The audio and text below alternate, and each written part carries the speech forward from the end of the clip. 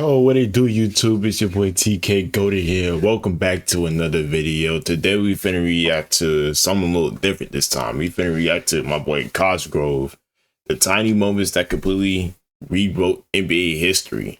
Man, let's go ahead and get straight into it, man. Let's go ahead and get straight into it.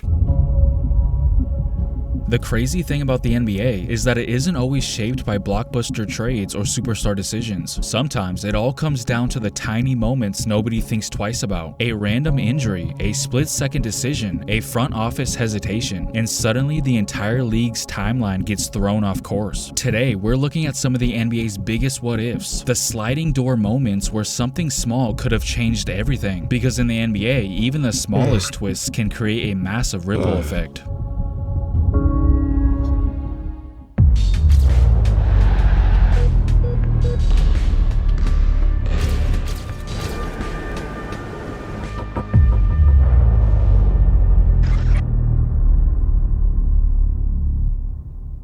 See, I don't watch basketball that much, so I wouldn't know much. But this is like something you have to really like pay attention to, low key.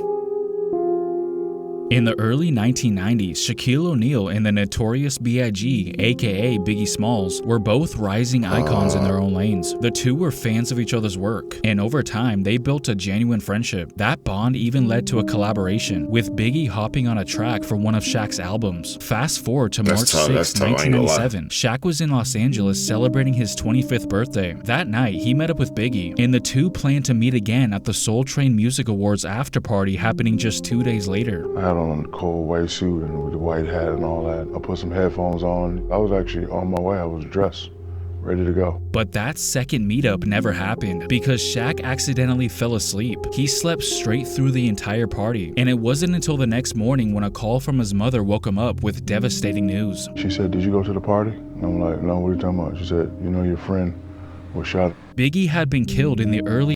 So you're saying this nigga Shaq, hold on real quick. This nigga Shaq avoided being shot up with...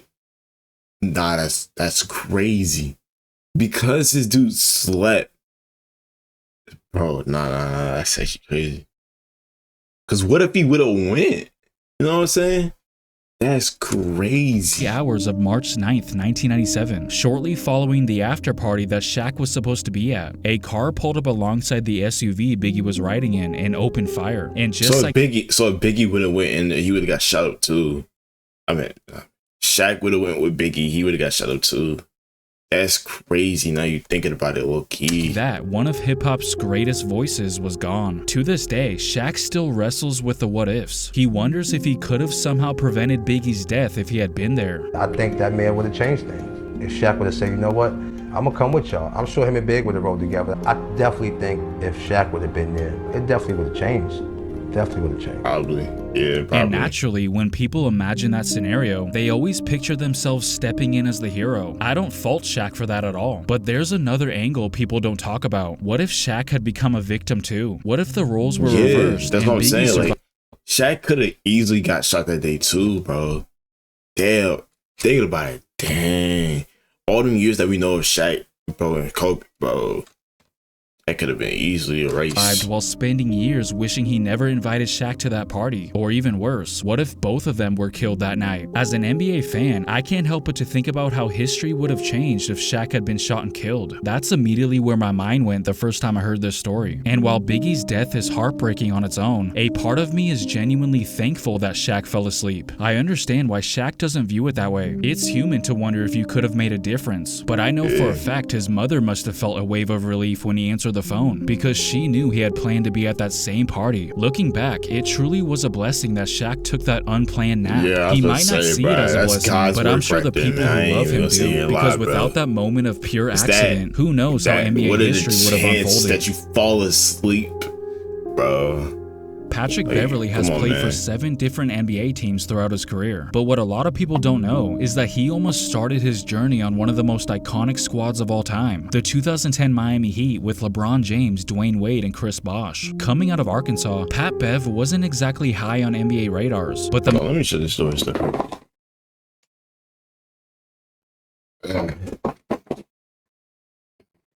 All right, be back. Miami Heat saw something in him. They brought him into training camp, and Beverly immediately made an impression. He earned a roster spot and even appeared in a few preseason games. It looked like he was in. God damn, I'm in the NBA. It's official. Preseason Pat game, Bev? he immediately made an impression. He earned a roster That's spot. Pat Bev.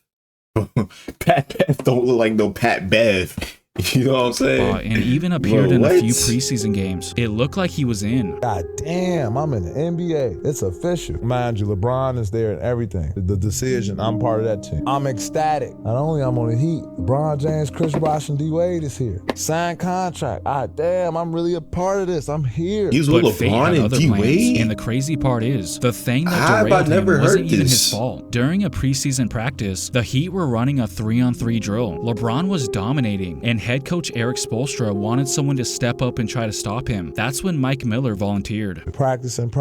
We do a drill, like a 3-on-3 drill. Can't nobody stop LeBron. He's having his way. Spo goes, someone step up, guard LeBron. Mike Miller goes, I got him, coach. Everybody looking like, fuck? Almost instantly, disaster struck. Miller's thumb got caught in LeBron's jersey, and he ended up breaking it There's on his no shooting way. hand, knocking him out There's for no months. way. The What, Heat suddenly what are the chances you break your thumb because your thumb gets stuck in someone's jersey, bro? needed a Nah. veteran wing who could play right away, and Jerry Nah. Stackhouse was that emergency signing. To make room for Stackhouse, Miami had to cut someone, and that someone was Patrick Beverly. Ron does Damn. move. Mike Miller. All because Mike Miller got hurt?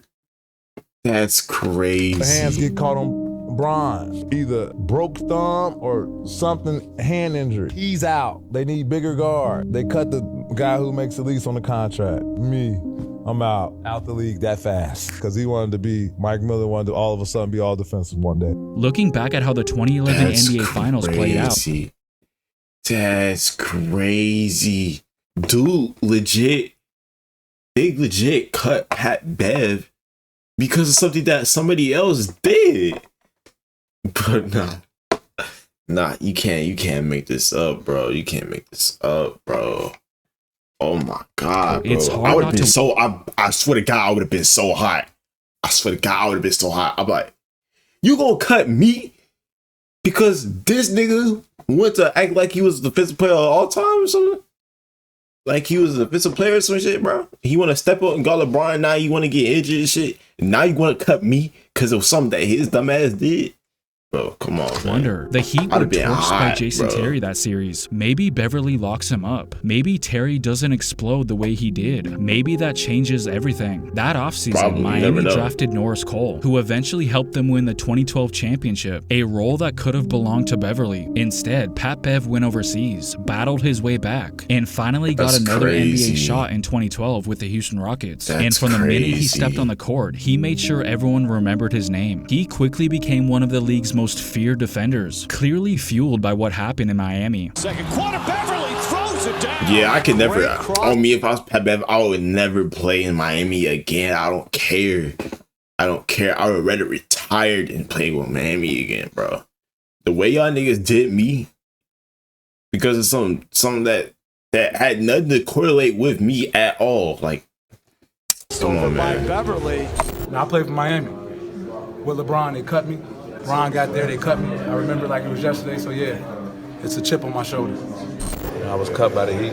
So that history you have with the Heat, that gave you some extra motivation, extra juice tonight? Of course. I'm shocked that I, even kept my composure.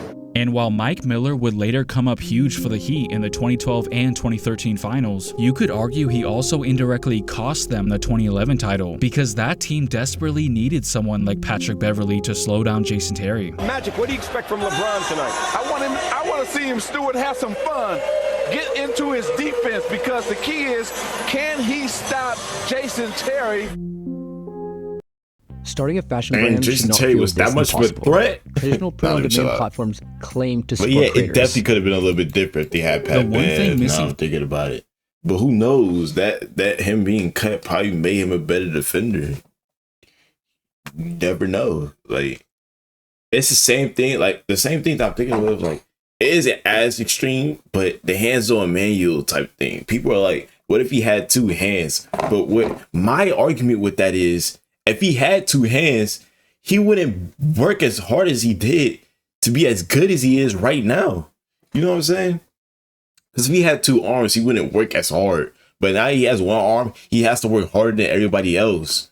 You know what I'm saying? Like, man, bro, Charles you have to legendary work harder resume because is an NBA championship. that But here's the situation. crazy part. That gap might have been filled if the Philadelphia 76ers hadn't backed out of the trade at the absolute last second. As we all know, Barkley was eventually shipped to the championship. But here's the one thing missing from Charles Barkley's legendary resume is an NBA championship. But here's the crazy part. That gap might have been filled if the Philadelphia 76ers hadn't backed out of the trade at the absolute last second. As we all know, Barkley was eventually shipped to the Phoenix Suns in June of 1992. He immediately won league MVP and led the Suns to the NBA Finals in the first season he was there. But what most people don't know is that before Phoenix ever came into the picture, the Sixers came incredibly close to sending him to the Lakers instead. And when I say close, I mean his agent literally called him and told him the deal was basically done. So what does Barkley do? Crazy. He starts celebrating, drinking, excited that he's finally getting out of Philadelphia. But just 3 hours later, the phone rings again. The trade fell through at the last minute. Suddenly, not only was he not getting traded to the Lakers, he actually had to suit up and play for Philly that same night while still intoxicated from his early celebration. That's crazy. I got a call from my agent That's first thing in the morning. He says, we think the Sixers and the Lakers have a deal.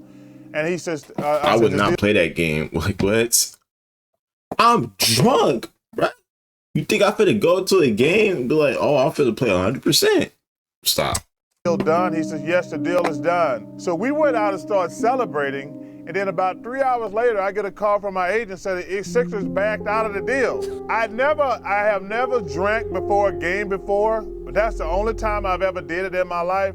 I don't even remember the game. Now the question is, when exactly did this all happen? While researching this story, I kept running into 2 possible timelines, either the late 1980s or 1992. Every interview where Barkley talks about it, he always says the 1980s. And what year is this? Somewhere in the mid-80s. Okay, so you're in Philly. Yeah.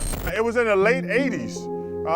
Because I didn't get traded the first time until 92, but it was in the late 80s, like 88, 89, 90. I think that's when the Pistons were the champions. But every article I came across all say 1992 specifically. But honestly, no matter which year it was, Barkley likely ends up with a ring in either scenario. If the deal went down in the late 80s, look how dominant the Lakers were at that time, teaming Barkley with Magic Johnson. Magic and Barkley would have been, oh my God. Thinking about it though, Magic and Barkley. Yo, that would have been an unstoppable team, bro. Hold on, man. A guy who elevated everyone around him could have easily led to an extra championship or 2 for the Lakers. Maybe the Bulls don't win their first title in 1991. Maybe that entire timeline shifts. But if the trade actually almost happened in 1992, then things get even more interesting. It's not unrealistic to think Barkley could have eventually overlapped with the Shaq and Kobe era. Remember, Chuck was still an all-star during the 1996-97 That would have been the worst before the Warriors, right? Season, which is the year both Shaq and Kobe arrived in LA. Barkley didn't retire until the 1999-2000 season. The same season, the Lakers won the first of 3 straight titles. So whichever timeline you want to imagine, whichever alternate universe you go with, the odds of Charles Barkley winning at least 1 championship skyrocket. He's already considered one of the greatest players we've ever seen, but a ring would have elevated him even further in the all-time conversation. Yeah. It's no secret that Larry Bird... That's crazy because Barkley is like super good, man. It's so crazy that your career could just go down just because you don't have a ring. And it's really that's because it's legit not even your fault why you don't even have a ring. It's just because of the people around you. That's so crazy. The team just couldn't build around you. With some serious back issues throughout the later stages of his career. And while most people automatically assume that his chronic back pain came from the wear and tear of NBA basketball, that's not exactly where the story begins. I actually know this story already, man. Was it because he was shoveling his mom's he was shoveling his mom's driveway or something, man. During the 1985 offseason, Bird's mother mentioned that she needed a new driveway. Now, Bird could have easily paid professionals to handle it no problem, but in classic Larry fashion, he insisted on doing the job himself. Larry decides to do it himself. This is Larry Bird, the superstar, out there breaking his back, literally. He spent days shoveling gravel, and in the process, he seriously hurt his back. From that moment on, things were never the same. He had lost the structural stability in his spine. Now, he did go on to win another MVP and another NBA championship literally the next season, but the pain never really went away. Larry had 2 jobs his last 7 years of playing. It was playing basketball, and then it was him being committed to taking care of his back. It got so bad that he couldn't even sit on the bench during games. He had to lay on the floor just to relieve the pressure. Every time that's crazy. I would play, I was wondering if I was going to be in a wheelchair. Was I ever going to be able to, walk on the beach or hold my kids? And sure, the back injury wasn't the only thing he dealt with during his career, but the other injuries were manageable. His back, though, was the one thing that never fully healed. Achilles wasn't going to beat me, but the back's got me. I couldn't get up and down the court like I wanted to. I always felt that I could that once I had surgery and I was feeling good, I could get back to where I was at because I can get myself in shape and I can prepare myself. But once my back started acting up again, I couldn't do that. And after that, it was all downhill.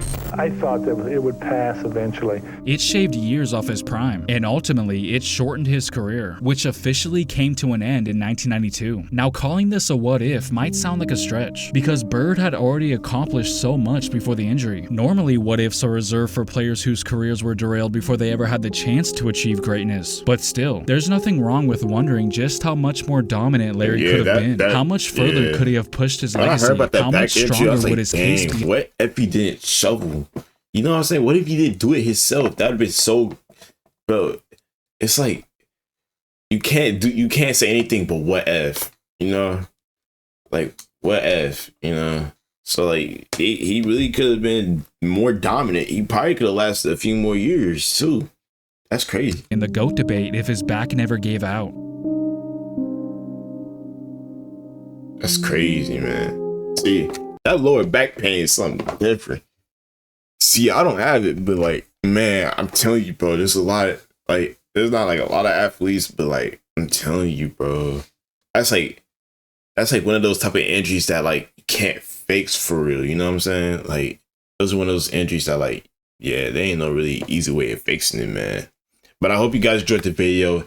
Hit the like button, hit the subscribe button, and I'll see you guys in the next video. Oh yeah, this is New Year's Eve that I'm uploading this right now. Yeah, this should be New Year's Eve that I uploaded this. So I hope you guys have a good New Year's, man. I might stream, even though it's been a minute since I streamed, but I might stream. I'm not gonna say it in cap. I probably won't, but just in case if I do, just go ahead and click the link down there to my Twitch and go ahead and follow it to see, just in case if I do. I'll see you guys next time. Peace.